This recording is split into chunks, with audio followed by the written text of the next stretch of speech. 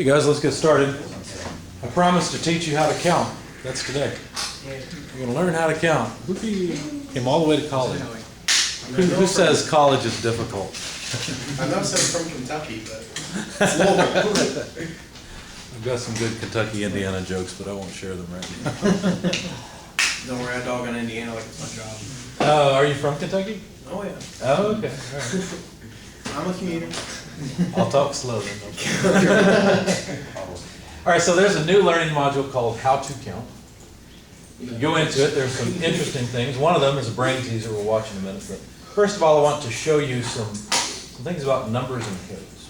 So we're going to go through a little bit of lecture material. This is important because if you think about it, you want to be able to deal with regular numbers, but the PLC only deals with ones and zeros. So how does the PLC manage to work with numbers? For example, if you want to display a pressure of 200 psi, how would you do that? How would the PLC know that it's 200 psi? Well, let's start off by analyzing the system we're all familiar with. You've all been in grade school, you know this system, but you may not have thought about it this way. It's a base 10 system. What that means is there are 10 numbers. What are those 10 numbers again? You told me a few classes ago. 0 through 9 are the numbers. It's not 1 through 10, right? The numbers are 0 through 9. A 10 is a 0 in the ones place and a 1 in the tens place, right? That's what the way it works. In fact, it's kind of interesting. You can calculate the value of each position by simply taking the base, which is 10 numbers, to the power of the position. This is the 0th position. 10 to the 0th power is 1. 10 to the first power is 10. 10 to the second power is 10 squared, which is 100 to the third power is 1,000, and so on. So I would rather have a 1 in this place on the number of dollars you give me than a 1 in this place on the number of dollars you give me. Does that make sense? The higher the position, the higher the value, the more counts of things it represents. So it's always the base to the power of the position. You'll see that as we go through various numbering systems.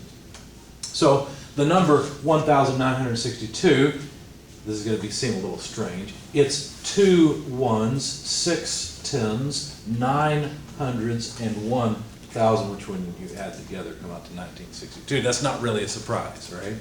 Now we put a base down here, a base number, to indicate the base of the number, because there are other systems that could use these numbers and yet have other numbers as well, or fewer numbers. So we have to make sure we know what base we're working in before we can really interpret the number.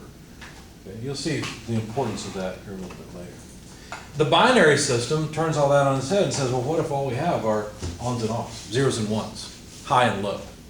Because that's the way a digital computer works. We don't have 2, we don't have 3, we don't have 4, we don't have all the way through 9. All we have is 0 and 1. Could we still represent every single number out there?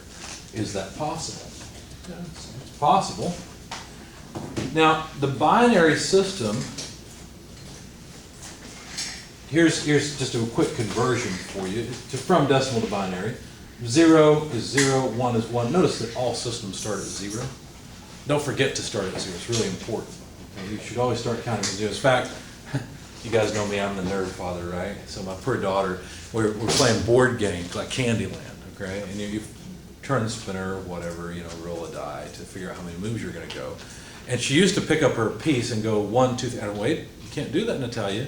It starts at 0, so I made her count 0, 1, 2, 3, just because I'm trying to put some of these things in her, so if she decides to use them later, she has it already. She already thinks, hey, everything starts from 0, and she understands things a little more in their true form than some of the mistakes or bad habits we make as we go through our schooling. So every numbering system begins at 0. If all we have is 0 and 1, well, let me back up. If we have 0 through 9, what do we do when we run out of space? In other words, I can't increment this position anymore. I can't have any more 1s, so I return it back to 0. What do we do? Well, that's an overflow, so we overflow into the next higher up value of position. We put a 1 there, and we write 1, 0, 1, 10, and 0, 1s. What do you do when you're in binary and you're at the top of the stack, right? 0, 1, we're at the top. There are no more numbers. Well, then we roll it back over to 0 and carry over here, right? So then we have room and we can increment what was the ones place. It's actually still a ones place, which is kind of interesting. We increment the ones place, but now we're out of space here, right? We don't have any more numbers to put in to to make any more unique combinations. I can't tell the difference between this and another 1, 1. It's the same number. So what do I have to do? Well, I have to roll over. I have to get a new decimal place, or a new digit, excuse me, not a new decimal place. I have to get a new digit. That's the same thing we did here. We just got another digit. So do you know what these are called? They're called bits. Why are they called bits? It's binary 8-bit. That's right. But the reason it's called bit is because it's a shortening of binary digit. You see? This digit is not a binary digit. This digit is a base 10 digit, right? So it's a decimal digit, whereas this is a binary digit or a bit. I guess we could call this a dit if we wanted to. A decimal digit. I don't know if dit will catch on, but we can try. So when we run out of space here, we get a new binary digit, a new bit. And then we can increment this one. Great, we're out of space here. So we'll increment the next one, we'll overflow. And now we can increment that one again, but now we're out of space again, we need another binary digit, and so on. So here's a nice conversion table, because that's 0, that's 1, this is 2 in binary, that's 3 in binary, that's 4 in binary, and so on. There's actually a method to the madness here, as you'll notice.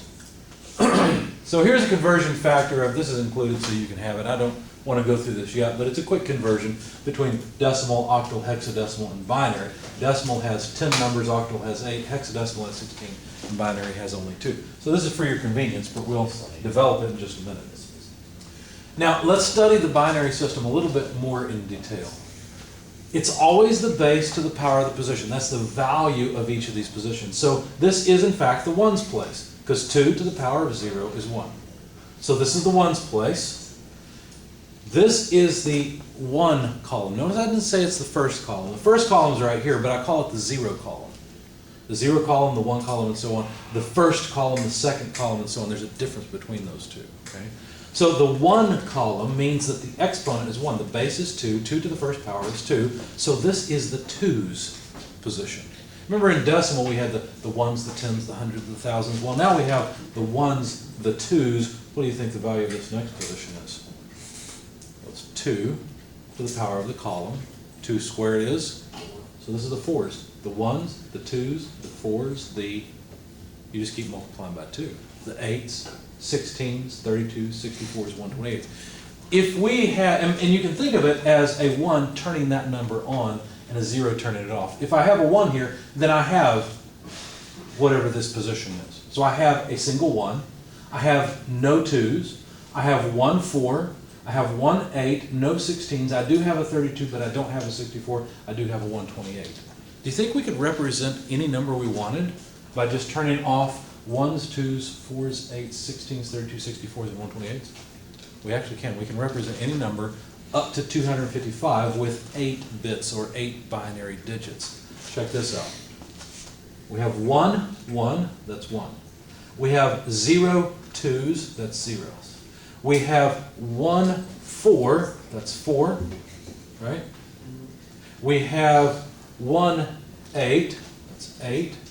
We don't have a 16, we do have a 32, we don't have a 64, but we do have a 128. These are all now in base 10, because that's what we're used to working in. If you add all these together, you get 173 in base 10.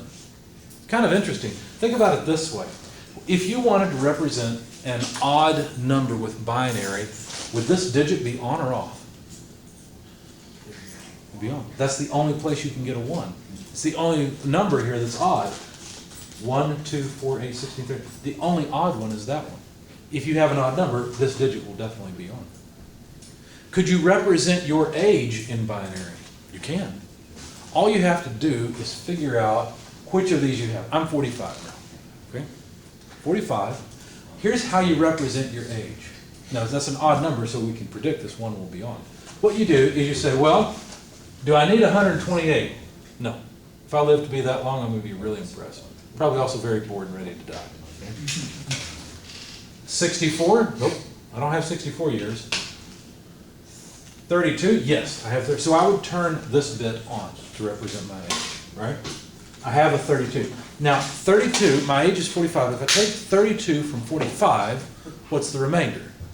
13 more years, right? So I need to represent 13 more years. Can I add 16 to 32? No, that'd be 48. That's too much. So far I've got a 1, 0, I don't have any 16s. How about an 8? Could I add an 8 in? Yes. That would be 40. So this one's on, right? 40. And how about another 4? Yes. Yes. So that's 44 out of 45. So that one's on. I can't add a 2. That'd be 46, but I do need a 1. Ironically, I didn't plan this. I just happened to be 45 now. This worked out nicely. There's my age in binary. Right? It's simple. I am 101, 101 right now in base 2. That's how old I am. Looks pretty impressive, doesn't it? And forget Yoda. He's a youngin'. I've got years on him. So when you have fewer numbers, the number looks bigger. When you have more numbers, the number looks smaller. Could you have more numbers? You can.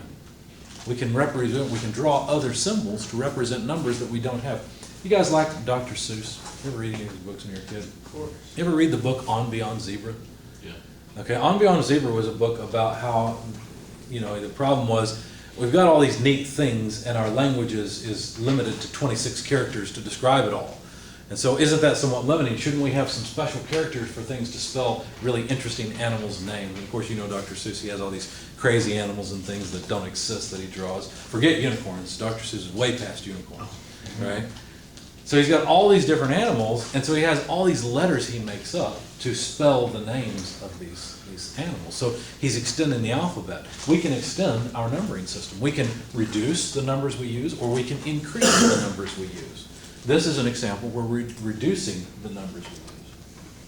Now, this is a particularly useful system, binary, because, like I said, computers have switches in them.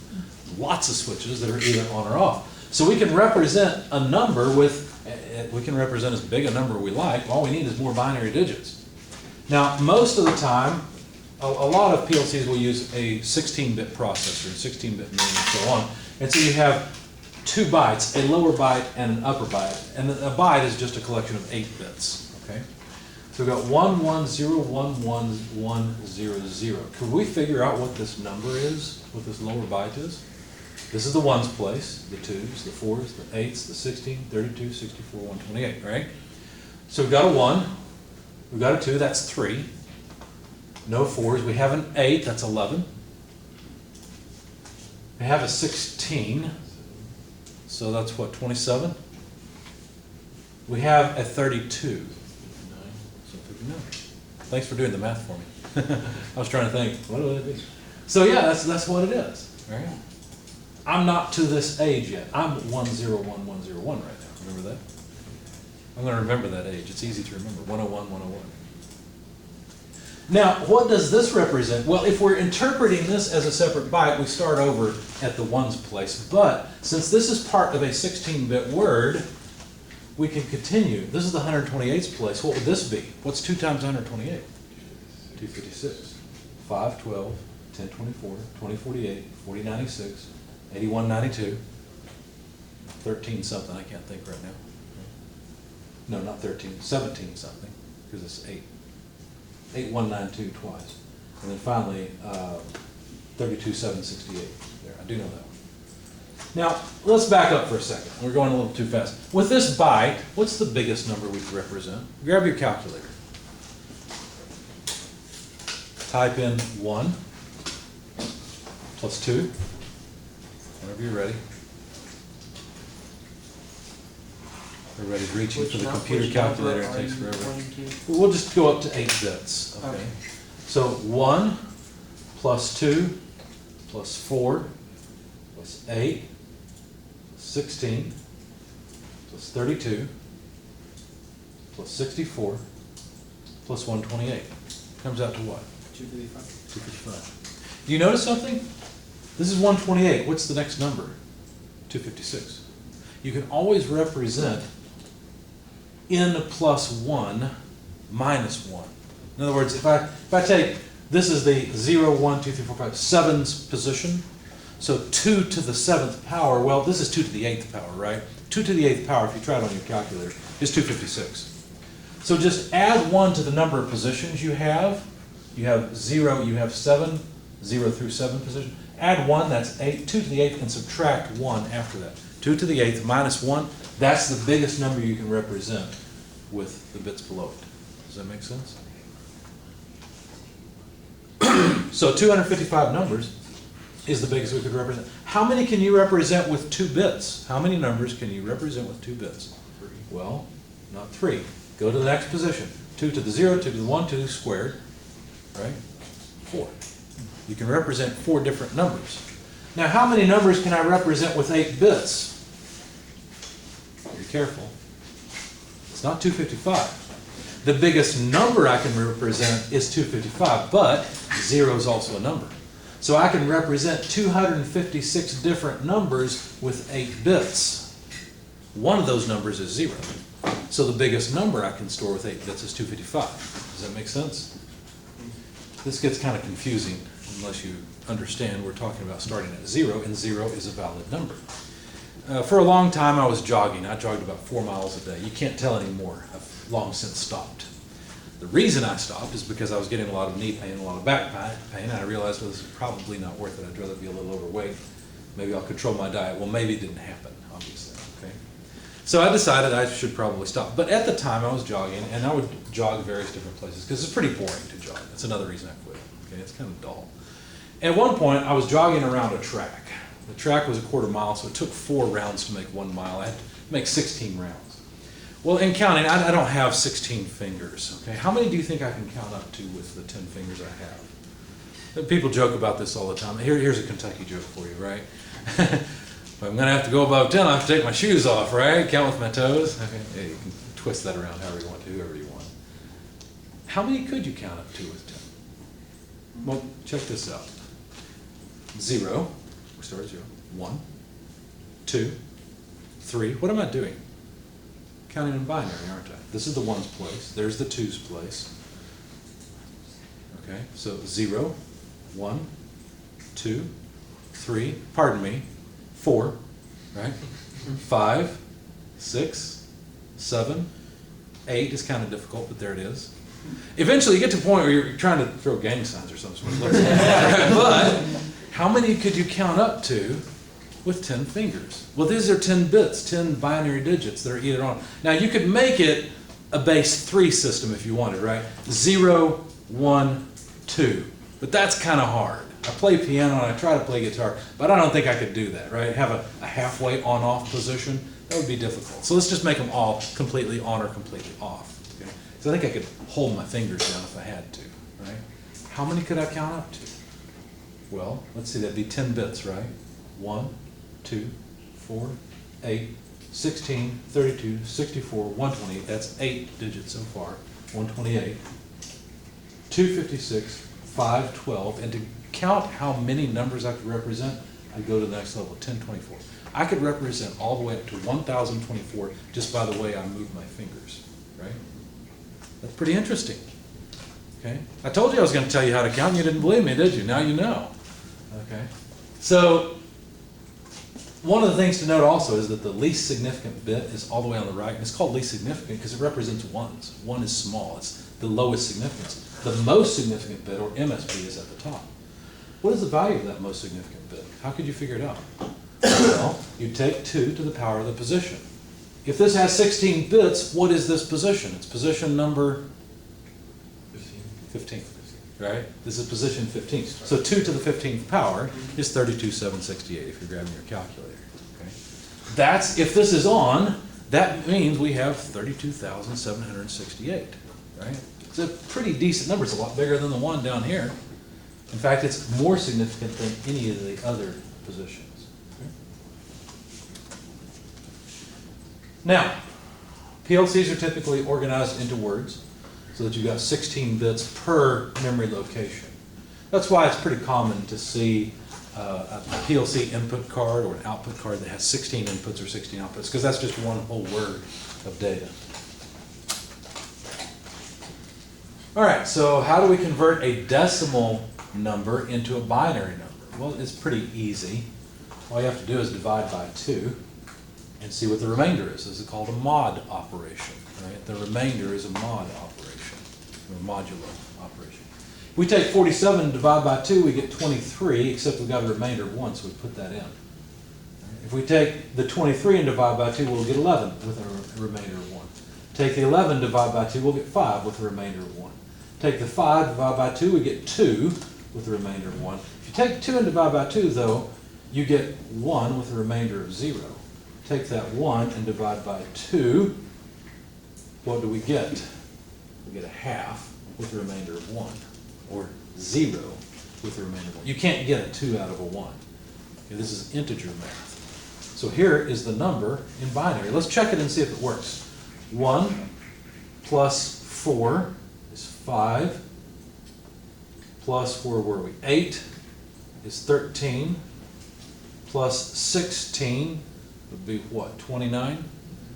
29 plus, let's see, 1, 2, 4, 8, 16, 32. Did that work? Did I do something wrong? Did you do it backwards? I may have done it backwards. Let's check. Grab your calculators. Make sure this works. Well, 1 plus 4 plus 8 plus 16 plus 32 should be 47. Let's find out. Did it not work? Try with your calculator. Double check.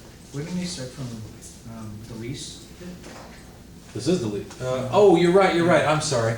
I went the wrong way. Yeah. I'm sorry. I forgot. I was thinking we'd end up with the most significant bit here, so I had it backwards. Thank you. It's even written on here on the slide. So let's try it. So 1 plus 2 plus 4 plus 8 plus 32 should give us 47.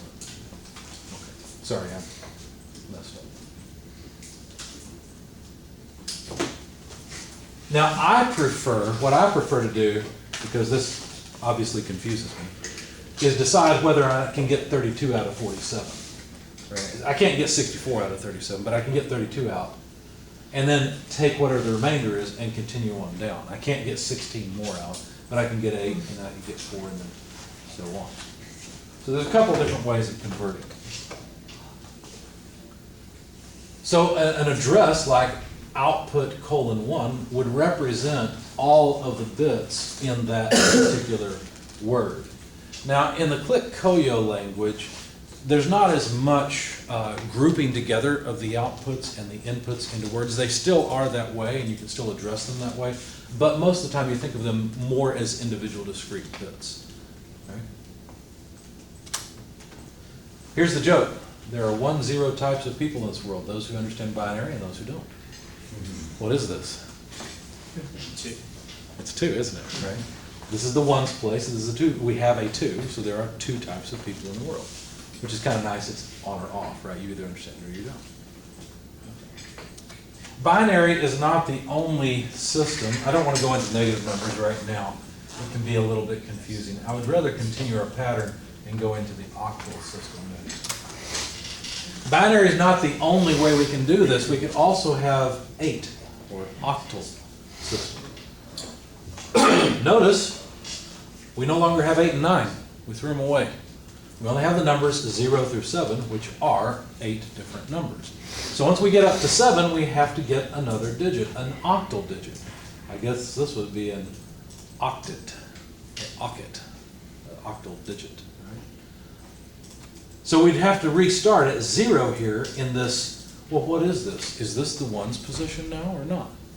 Well, the rule is to take the base, which is 8, and raise it to the power of the position. 8 to the 0th power is 1. So yes, this is still the ones place. It tells us how many ones we have. We can have up to 7 ones in this case.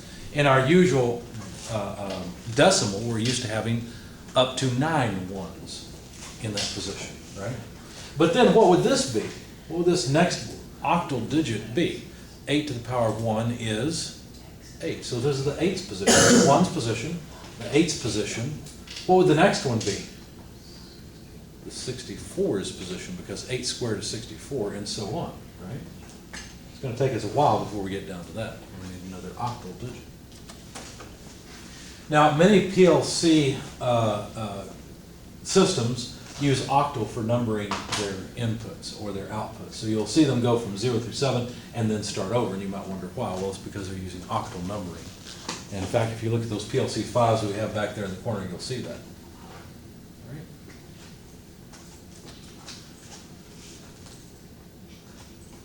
So if we use octal numbering, let's see, if this is base 8, what is it in base 10? What's the real number? Well, we have 2 1s, we have 6 8s, and 4 64s. If you add all that up, that's 306. All we've done is note that we've got the base to the power of the position. This is the key. The base, which is 8 in this case, to the power of the column. The 0 column, the 1, the 2, the so on and so forth. And it will always come out right regardless of what base you use.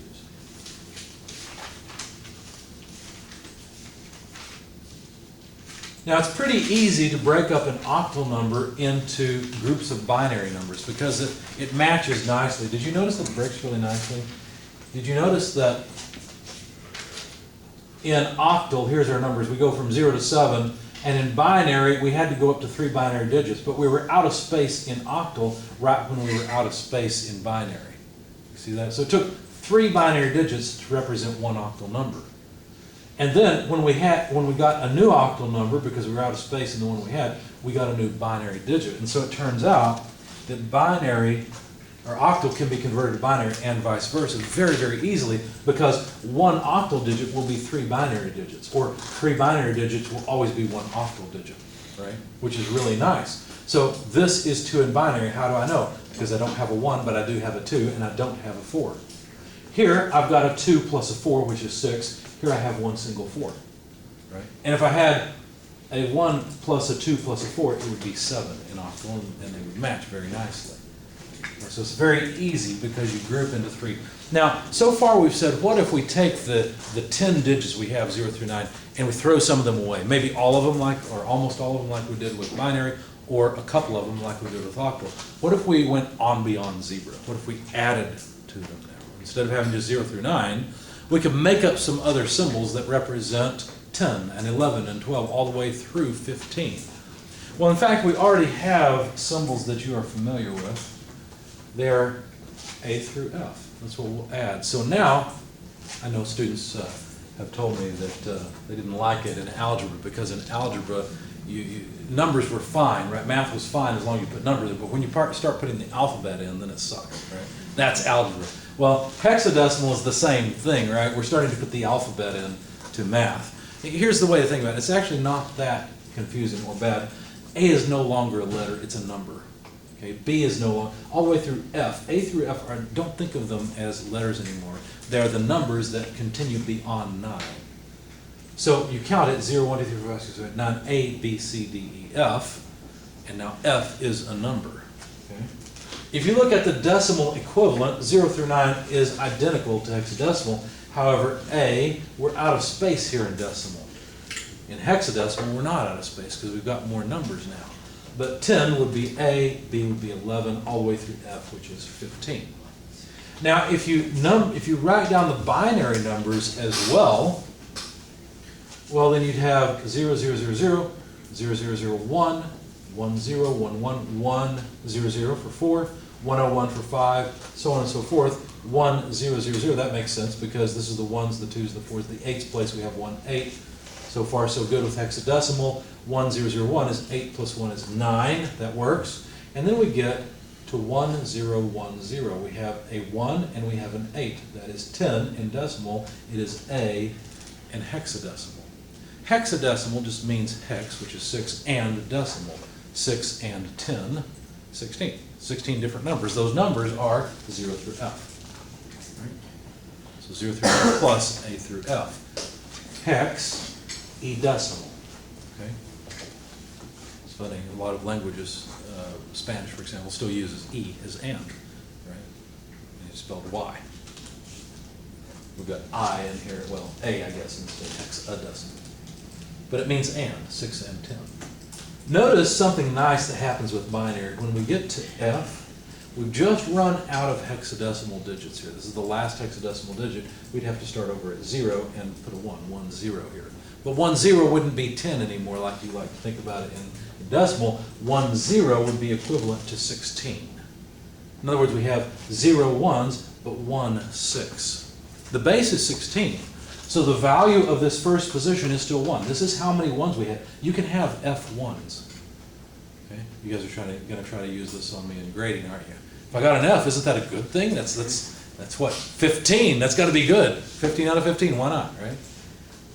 But after we're out of space here, if we want to represent the number 16, the next position, the next hexadecimal digit would be 16 to the first power. The next position here would represent how many 16s you have in the number. This is how many ones we have in the number. The next is how many 16s you have in the number. Okay?